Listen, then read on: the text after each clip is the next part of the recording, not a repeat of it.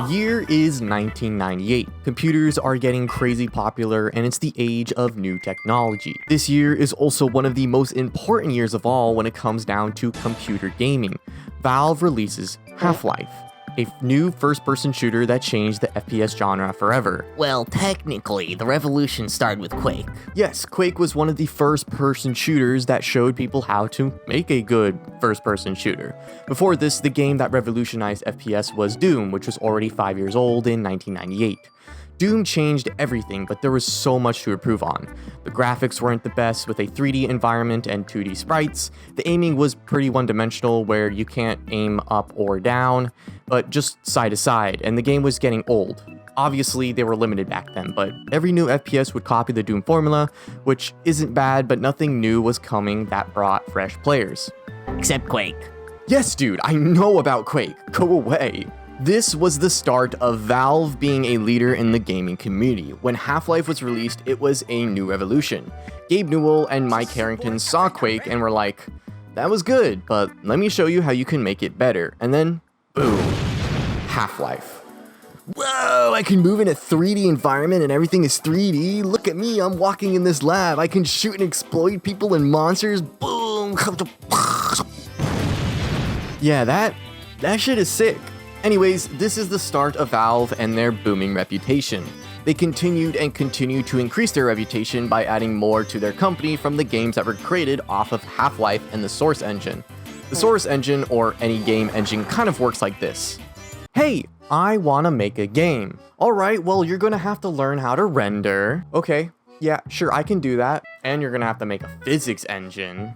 Jesus, okay, well, can I just start with, and you also need an audio engine, because, like, how the heck is anyone going to hear your game if you don't have that? Dude, okay, I get it, stop saying more things. Did I mention animation, scripting, and graphics? God, who goes through all this shit? Yeah, it's a lot. Yeah, it is. Or you can use a game engine and it'll do all of that stuff for you. Wait, what?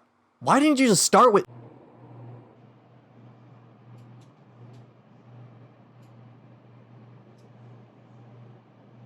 Nice. Anyways, game engines make everything so much easier for game developers. It basically cuts down the development process by a lot, as most of the things that you might need are already created to have a base of the game's inner workings. Before the Source engine, Valve was using Gold Source, which was a modified version of the Quake engine by ID Software. This was used in a bunch of games like Counter-Strike and the aforementioned Half-Life. The cool reason why Counter-Strike and other games like Team Fortress Classic exist is because of Valve creating a software development kit for Gold Source so other people can create mods for Half-Life. Both of these games first started as mods until Valve saw their growing success and brought on the developers to join their team to create them as actual titles for Valve. Then, later on, Valve would create the biggest software for gamers and developers ever with the introduction to Steam. Before, people would have to go to websites to download a game, and if there were any updates for that game, you would need to go to their website to update the game. Basically, anything you needed to do, you need to return to the website. Overall, it made it very difficult to sell games as a digital copy. But Steam creates an all-in-one area for games where you can find games, buy them, download them, update them, and play them in all-in-one platform. It didn't start like this, but it would eventually all be introduced. To this day, Steam is still the biggest digital storefront for games, with millions of games from millions of developers. Let's fast track through a bunch of years of what else Valve did. In 2004, Half-Life 2 was released, another amazing game that sold over millions of copies. In the coming years, Half-Life 2 would also get 2 more episodes to continue the story of Half-Life 2. In 2007, Team Fortress 2 was released, which would revolutionize hero team-based gaming forever. Again, in 2007, Portal was released, which I don't think I need to explain why that was revolutionary. In 2008 and 2009, Left 4 Dead and Left 4 Dead 2 were released, which were, again, games that sold over millions of copies. In 2011, Portal 2 was released, which was... yeah, it was really good. The perfect game, basically. Again, in 2011, Dota 2 was released, which was one of the most popular MOBAs to this day. In 2012, Counter-Strike Global Offensive was released. It was a rough start, but became one of the most beloved Counter-Strikes ever. rip to that. Jesus Christ, this company has done some good things for the gaming community. Their reputation is one of the highest / biggest reputation in all of gaming history, at least in 2012. If Valve didn't exist, who knows what would have happened to gaming? PC gaming mostly, but all of gaming can still be brought back to Valve doing something that changed the formula. I am glazing Valve a lot, but what can I say? They did almost everything right. And when you have such a high reputation, it is really easy to start losing some of it. They still had controversy before 2012, but they weren't as big issues and people would slowly just accept it. I wish I could say it isn't Valve's fault, but it kinda is for a lot of these events. First, I want to talk about a game that has a special place in my heart and many other people that played it.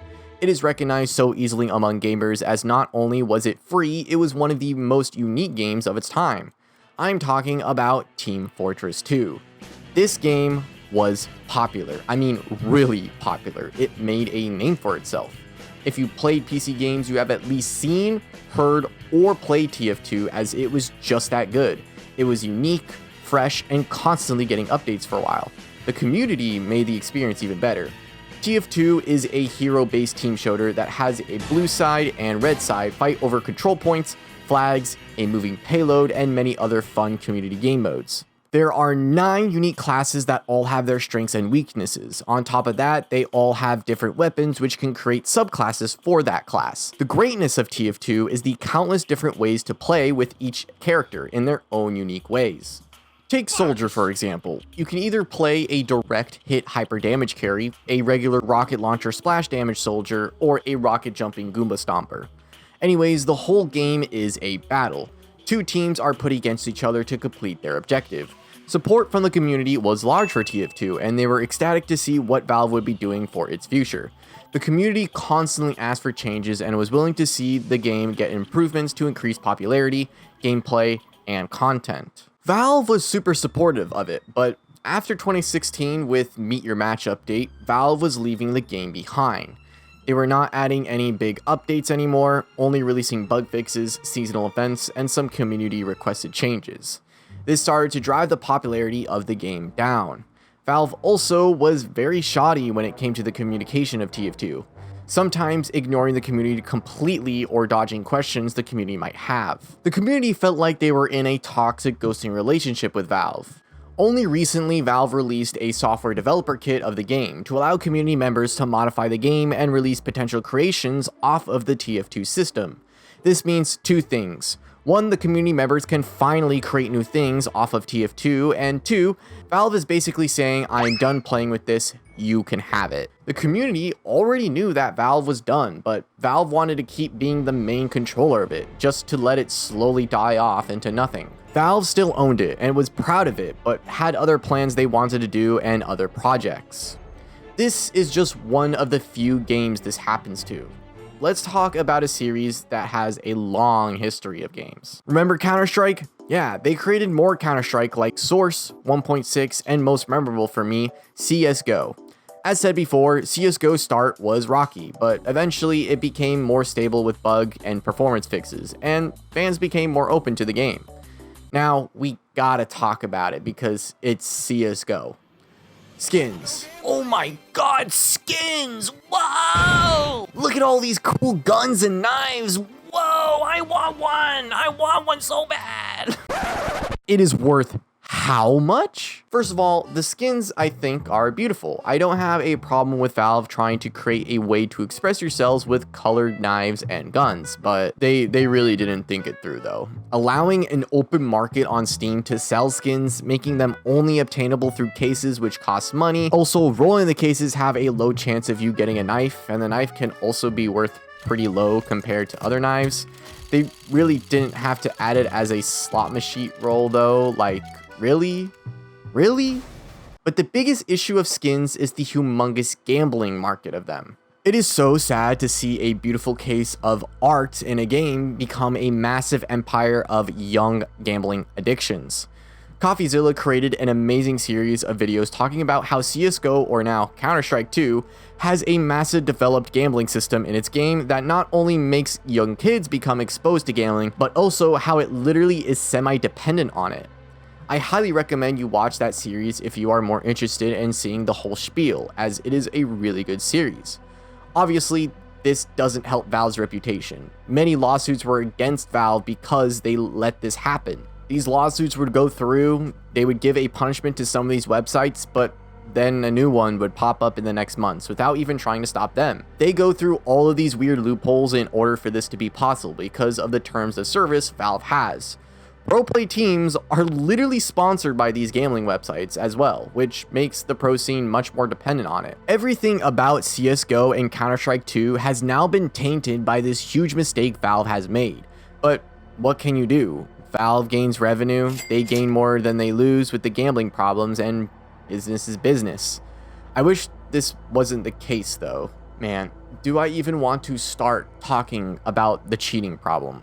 It is insane to me on how bad the anti-cheat system is in Counter-Strike. There's only so much you can do because if you want an extra piece of security, you will need to go down to the kernel level of computers. There are problems with that too though. So kernel anti-cheats are anti-cheats that run within the core of a computer's operating system. It would grant Valve deep access to monitor and control software interactions. This enhanced access allows them to detect and prevent cheaters more effectively than traditional methods, but also raises a security risk and privacy problem. They basically have all the power to do anything within your computer when they have kernel anti-cheats. They have access to all the furry feet pics that you have in folders as well. Also, if they make a mistake in an update, it can cause a major security breach in your computer and many others. But how good is the anti-cheat? Is it even worth it? Well, it does stop cheaters, but overall, most people, me included, think there are just too many drawbacks to this kind of system. You are kind of putting your computer in the hands of a company, and they need to not mess up or your computer is forfeit. We haven't even started talking about Counter-Strike 2 and the problems the community has with it. When Counter-Strike 2 came out, it was just as bad as CSGO when it first came out. Buggy, unoptimized, and overall just different from the previous title. Well, thankfully Valve allowed you to play the past games as much as you want and also have the community servers. When CSGO came out, many people just stayed with Source or 1.6. So it should be the same with Counter-Strike 2 when it came out, right? Like, they waited on CSGO until they fixed the game? Yeah, they didn't do that. I don't know why they chose to do something like this, but CS2 is literally Go. Like, they are the same game, technically. Whenever CS2 came out, if you had Go, it was replaced with it. You can still thankfully play CSGO if you changed what patch you play, and thankfully community servers was still supported. Yeah, they removed support for community servers after a few months. I don't even know where to begin. So first, leading up to CS2, CSGO's updates were basically non-existent. Sounds familiar, huh? But thankfully, Counter-Strike is so big that Valve would never just cut it off. Some more evidence was the release of the new Source 2 engine that many future Valve games will be produced on, and what better test than one of the biggest IPs of Valve. Safe to say, it wasn't the best. There were still game-breaking glitches and performance issues that made it feel like a beta. Also, other changes in the game ruined the feel for a lot of people. The game is now in a much better state, but one of the biggest issues with the game was, again, the lack of updates. Oh my god, when will Valve learn? When you make a live service game, you continue adding more and fixing the issues the community has. Sound familiar? Yeah, TF2 was kind of the game that showed this problem about Valve. Valve is very distanced from their communities now, and they are in a position of relaxation. Valve as a company isn't a game development company anymore. They are an online video game marketplace.